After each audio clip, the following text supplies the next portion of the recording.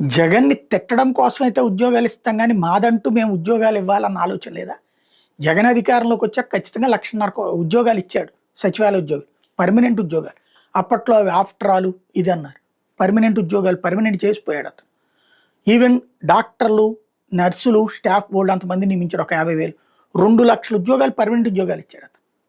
మిగతాయి సరే out sourcing ఆ మద్యం దుకాణాల్లో పనిచేసేదా, వాలంటీరా ఇవన్నీ వేరు వేరు. బట్ అయి ఇంకో 4,00,000 ఇచ్చాడు.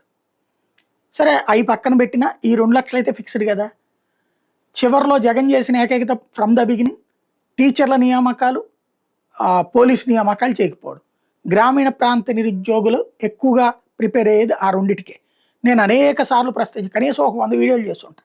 గ్రామీణ ప్రాంత నిరుద్యోగులు కోరుకునేది ఆ రెండు, అవి చేయకపోతే ఎట్లాగా అన్నటువంటి.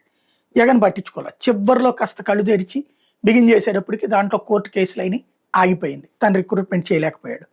ఫలితం అవి మేము వస్తే చేస్తామని చెప్పి చంద్రబాబు ప్రభుత్వం వచ్చాక ఆ డిఎస్సి పూర్తి చేసి అప్పుడు జగన్ 6,500 చేద్దాం అనుకుంటే వీళ్ళు 16,000 చేశారు. Very good. అదే సందర్భంలో జగన్ టైంలో కానిస్టేబుల్ నియామకాలు ఏవైతే అయిపోయినాయో 6,000 దాకా వీళ్ళు చేశారు. గుడ్.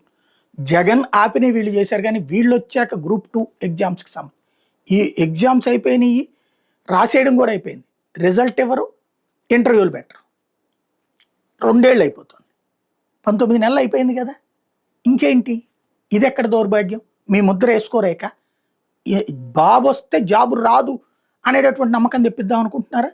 ప్రైవేట్ ఉద్యోగాలు వస్తే బాబు క్రెడిట్ అనుకుంటే అది అమాయకత్వం. ప్రైవేట్ ఉద్యోగాలు వచ్చినప్పుడు నువ్వు ఎంత చించుకున్న కంపెనీల వల్ల అంటే హైదరాబాదు, చెన్నై, బెంగళూరు మానేసి ఇక్కడికి ఎవడో ఎగబడట్లేదు, లేదా అక్కడున్న మనవాళ్ళు ఎవడో వెనక్కి రావట్లేదు.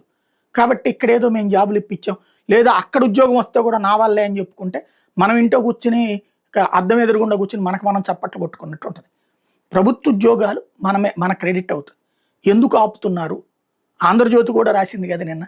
ఒకసారి చెక్ చేసుకుంటే బెటర్.